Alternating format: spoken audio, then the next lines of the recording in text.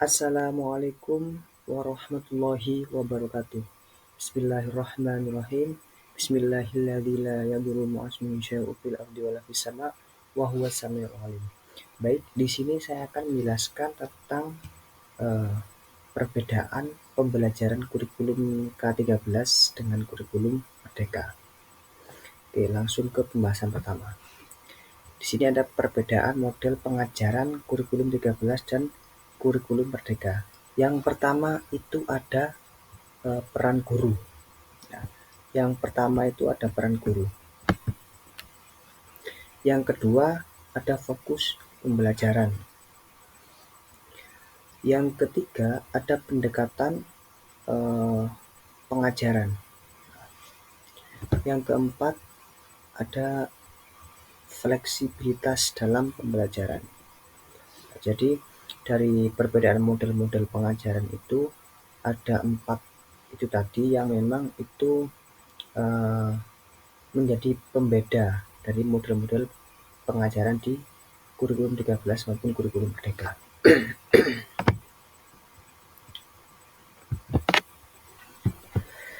Baik, langsung saja ke pembahasan yang selanjutnya.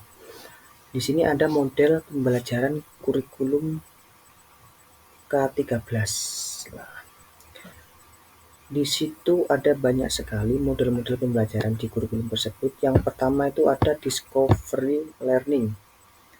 Nah, discovery learning itu model pembelajaran di mana siswa itu secara aktif menemukan konsep atau prinsip berdasarkan pengalaman belajar mereka sendiri.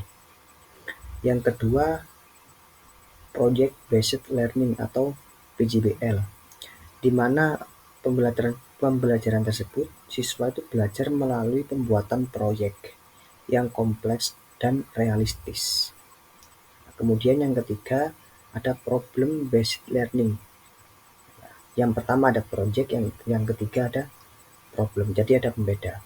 Di mana pembelajaran tersebut itu siswa belajar melalui pemecahan masalah nyata yang memerlukan analitis dan kritis, sehingga siswa itu dapat memindahkan masalah dengan kritis atau berpikir kritis.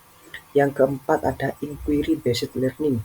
Nah, inquiry based learning itu adalah model pembelajaran yang mirip dengan discovery learning. Nah, namun lebih terstruktur lah berarti itu. Kemudian ada cooperative learning. Nah, cooperative learning itu model pembelajaran yang berfokus pada kerjasama atau kelompok kecil siswa dalam sebuah tim untuk mencapai tujuan belajar bersama. Nah, seperti contoh ya kayak pembagian kelompok-kelompok dalam kelas itu nanti ditujukan untuk mencapai tujuan belajar gitu. Ini bersifat kayak kelompok gitu. Kemudian selanjutnya model pembelajaran di kurikulum Merdeka. Apa saja model-model pembelajaran di kurikulum Merdeka? Yang pertama ada project based learning (PJBL). Jadi hampir sama dengan kurikulum 13, yaitu model di mana siswa itu belajar melalui pelaksanaan proyek yang relevan dan kehidupan nyata. Yang kedua ada inquiry based learning. Model pembelajaran yang mana itu hampir sama dengan discovery learning namun lebih terstruktur. Yang ketiga ada blended learning. Apa itu blended learning? Yaitu menggabungkan metode pembelajaran tatap muka dengan pembelajaran daring. Model ini itu memungkinkan siswa untuk belajar secara mandiri melalui platform digital. Nah, artinya siswa itu diajarkan untuk mandiri dengan menerapkan model blended learning itu tersebut. Kemudian yang terakhir ada kemudian yang keempat ada differentiated instruction, di mana pembelajaran ini adalah sebuah pendekatan guru untuk menyesuaikan metode pengajaran dengan kebutuhan maupun minat dan kemampuan masing-masing siswa. Jadi guru tersebut harus bisa menyesuaikan metode pengajaran dengan kebutuhan maupun minat serta kemampuan siswa dari masing-masing anak tuh. Nah, itu. Jadi guru harus bisa mengaturnya bagaimana supaya pengajaran tersebut bisa tepat dengan minat dan kebutuhan si siswa itu. Kemudian selanjutnya dari pembahasan barusan masih banyak sekali di sini. Ada problem based learning (PBL). Nah, yaitu siswa itu dihadapkan pada masalah yang nyata yang memerlukan solusi. Jadi siswa itu diajarkan kritis lah. Kemudian agar bisa bekerja sama dengan kelompok untuk menganalisis masalah tersebut, mencari informasi, dan merumuskan solusi-solusi yang tepat gitu. Kemudian ada experiential learning, di mana model ini tuh siswa itu belajar melalui pengalaman langsung, alias terjun ke lapangan langsung. Bagaimana dia memperoleh pengalaman tersebut dari apa yang ia rasakan, dari apa yang ia lihat, dari apa yang ia rasakan dari indrawinya gitu. Nah, sehingga dia bisa menciptakan pengetahuan atau pemahaman tersendiri darinya. Kemudian collaborative learning, di mana siswa itu belajar dalam kelompok untuk saling berbagi ide, bekerja sama dalam menyelesaikan tugas atau proyek, serta belajar dari satu sama lain. Artinya siswa itu diajarkan untuk berkelompok untuk mencari solusi atau mencari ide dari sebuah masalah tersebut. Nah, di situ siswa diajarkan untuk selalu diskusi alias bertukar pikiran dengan teman-teman yang lainnya begitu. Kemudian ada yang terakhir itu teaching at the right level, di mana pembelajaran ini itu semacam pendekatan di mana guru itu menyesuaikan metode pengajaran dengan kebutuhan minat dan kemampuan masing-masing siswa. Nah, itu. Oke, lanjut ke pembahasan selanjutnya. Nah, di sini ada beberapa aspek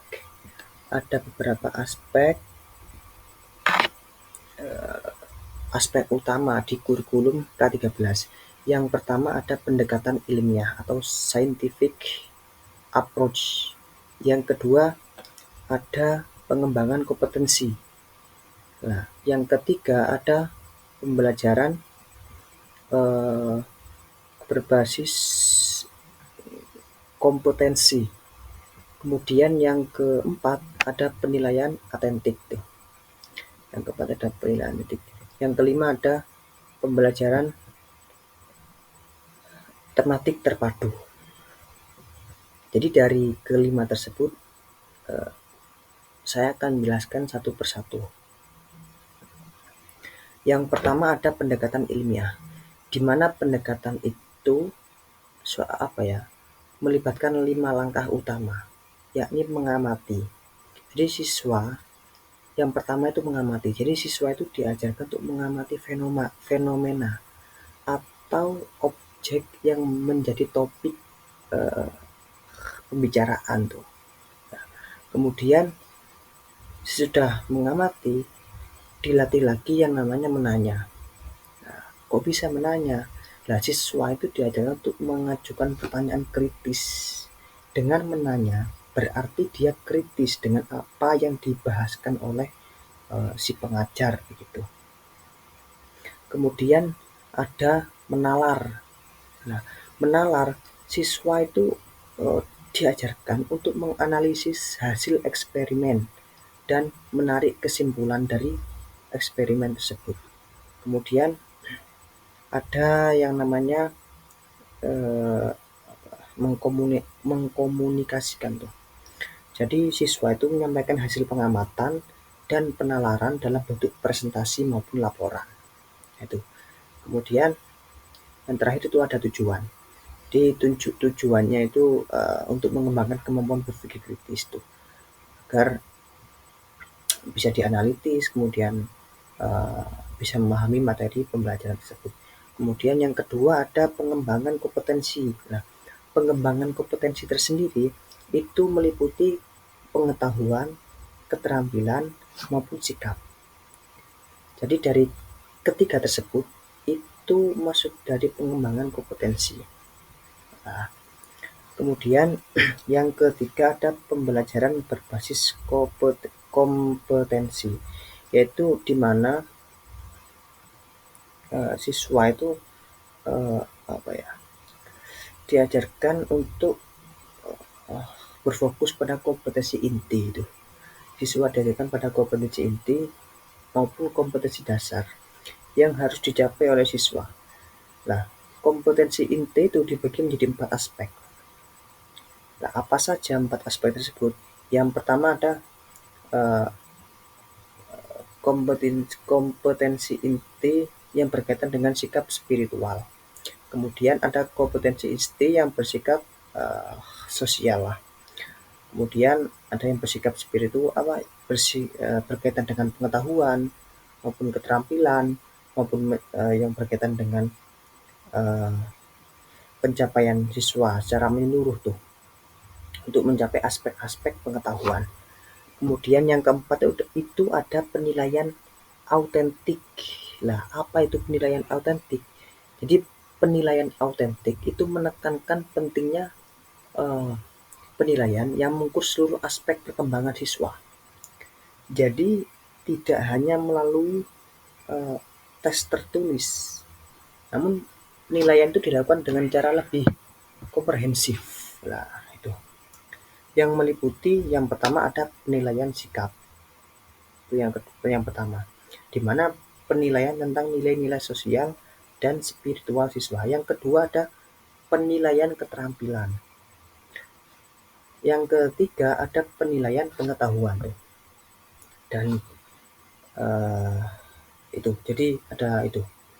Yang terakhir ada penilaian pengetahuan. Kemudian yang terakhir ada pembelajaran tematik terpadu. Di jenjang SD, pembelajaran kurikulum 13 itu menggunakan pendekatan tematik yang terpadu, di mana beberapa mata pelajaran itu digabungkan dalam satu tema. Nah, ini memungkinkan siswa itu untuk mempelajari berbagai konsep secara holistik dan terintegrasi itu. Nah, dari tujuan tersebut itu membantu siswa memahami hubungan. Nah, tujuan dari pembelajaran tematik itu adalah untuk membantu siswa dalam memahami hubungan antara berbagai disiplin ilmu itu. Nah, jadi itu tujuan dari pembelajaran tematik. Kemudian selanjutnya pembahasan selanjutnya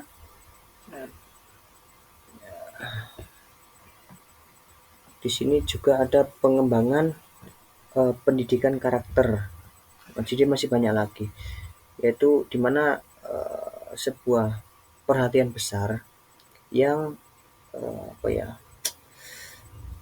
untuk penguatan sikap religius dari seorang siswa atau sikap nasionalis dan integritas maupun gotong royong dan kemandirian tuh itu. Kemudian ada pembelajaran aktif dan interaktif. Nah, apa maksud dari pembelajaran aktif dan interaktif itu? Jadi kurikulum 13 itu menekankan peran aktif. Peran aktif siswa dalam proses pembelajaran. Siswa itu diajak untuk berpartisipasi aktif dalam kegiatan kelas melalui kayak diskusi, eksperimen, dan lain-lain sebagainya. Kemudian ada integrasi teknologi dan pembelajaran. Ya. Kurikulum 13 itu memulai mendorong penggunaan teknologi dalam proses belajar mengajar, baik untuk mencari informasi maupun untuk melakukan tugas maupun proyek. Jadi itu. Kemudian ada terakhir konteks yang ke-9 ada contextual teaching and learning atau CTL, di mana kurikulum tersebut mendorong pembelajaran yang kontekstual tuh. di mana materi pembelajaran itu disesuaikan dengan konteks kehidupan siswa. Nah, itu. Kemudian yang terakhir ada penguatan ekstrakurikuler. Nah, jadi di kurikulum 13 itu juga mendorong pengembangan siswa untuk melalui uh, kegiatan ekstrakurikuler tuh, yang mana untuk mendukung pengembangan potensi uh, dan bakat siswa gitu. Nah, di sini juga ada aspek-aspek dari kurikulum Merdeka. Yang pertama ada pembelajaran berbasis proyek. Tadi hampir sama dari yang pertama. Oh, tidak.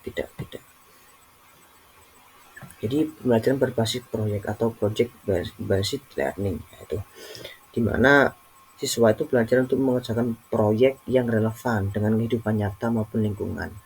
Kemudian ada fleksibilitas dan dalam pembelajaran. Nah, fleksibilitas dalam pembelajaran itu apa maksudnya? Jadi kurikulum Merdeka itu memberikan kebebasan. Kurikulum Merdeka itu memberikan kebebasan untuk merancang materi dan metode pembelajaran sesuai dengan karakteristik dan kebutuhan siswa. Kemudian yang ketiga ada ada pembelajaran berdiferensiasi atau differentiated learning. Kurikulum tersebut menekankan pentingnya pembelajaran yang berdiferensial, yaitu guru menyesuaikan materi maupun metode dan evaluasi berdasarkan kebutuhan belajar, minat dan kemampuan si siswa gitu. Kemudian yang keempat ada profil pelajar Pancasila. Nah, di sini kurikulum Merdeka itu memiliki visi yang kuat untuk menciptakan pelajar Pancasila, yaitu siswa yang bisa memiliki kompetensi global, yaitu siswa yang memiliki kompetensi global, namun tetap berakar pada nilai-nilai Pancasila tuh. Ya kayak seperti berakhlak mulia lah, kayak kebinekaan global, gotong royong, mandiri dan lain sebagainya. Kemudian ada asesmen formatif dan berkelanjutan. Kurikulum Merdeka lebih menekankan pada asesmen formatif atau penilaian yang dilakukan secara berkelanjutan tuh, untuk memberikan umpan balik kepada si siswa. Nah, jadi itu. Kemudian yang ke-6 itu ada terusannya. Yang ke-6 ada pengembangan bakat-bakat dan minat atau learning pathways, di mana kurikulum itu memungkinkan siswa untuk mengeksplorasi jalur pembelajaran tuh, yang sesuai dengan minat mereka. Kemudian yang ketujuh ada penggunaan teknologi dalam pembelajaran. Nah, penggunaan teknologi dalam pembelajaran itu mendorong penggunaan teknologi digital dalam pembelajaran, sumber daya belajar seperti kayak daring dan platform pembelajaran. Kemudian yang kedelapan ada kurikulum yang sederhana dan fleksibel tuh. Nah, kok bisa sederhana, kurikulum yang sederhana dan fleksibel? Jadi kurikulum Merdeka itu menawarkan struktur kurikulum yang lebih sederhana dibandingkan dengan kurikulum 13, dengan fokus pada kompetensi yang paling penting. Nah, itu. Jadi guru itu memiliki kebebasan teman-teman untuk mengelola waktu dan materi secara lebih fleksibel. Yang ke-9 ada kemandirian guru dan sekolah. Ya, guru dan sekolah itu memiliki banyak otonomi dalam merancang atau mengimplementasikan kurikulum sesuai dengan konteks lokal dan kebutuhan peserta didik. Jadi guru itu bisa menyesuaikan materi dan metode pengajaran tanpa perlu terlalu banyak terikat pada aturan uh, kurikulum yang kaku gitu. Kemudian yang terakhir yang ke-10 itu ada konektivitas dengan dunia nyata. Kurikulum Merdeka itu menekankan pentingnya keterkaitan pembelajaran dengan dunia nyata, baik dalam konteks masalah sosial maupun lingkungan maupun perkembangan teknologi dan ilmu pengetahuan tuh. Nah itu. Jadi dari aspek-aspek dari kurikulum K13 maupun kurikulum Merdeka banyak sekali kayak aspek-aspek yang mungkin itu berbeda gitu. Ya, kesimpulannya ya dari semuanya yakni kurikulum Merdeka itu menawarkan perubahan yang lebih inovatif dan relevan dengan tantangan zaman saat ini. Sementara kurikulum K13 itu masih berfokus pada pendekatan ilmiah tuh dan target pendapatan kompetensi. Nah, kurikulum Merdeka lebih menekankan pada kemandirian belajar, fleksibilitas, dan pembelajaran yang sesuai dengan uh, kebutuhan serta minat peserta didik. Implementasi dari kurikulum Merdeka itu memerlukan kesiapan yang lebih baik dalam hal sumber daya dan pelatihan guru. Nah, namun memiliki potensi untuk mengubah wajah pendidikan ke Indonesia yang lebih baik lah. Jadi cukup itu pembahasan dari saya. Eh, Mohon maaf apabila ada kesalahan kata, jadi mohon dimaafkan. Jadi kurang lebihnya mohon maaf. Ihdinas siratal mustaqim. Wassalamualaikum warahmatullahi wabarakatuh.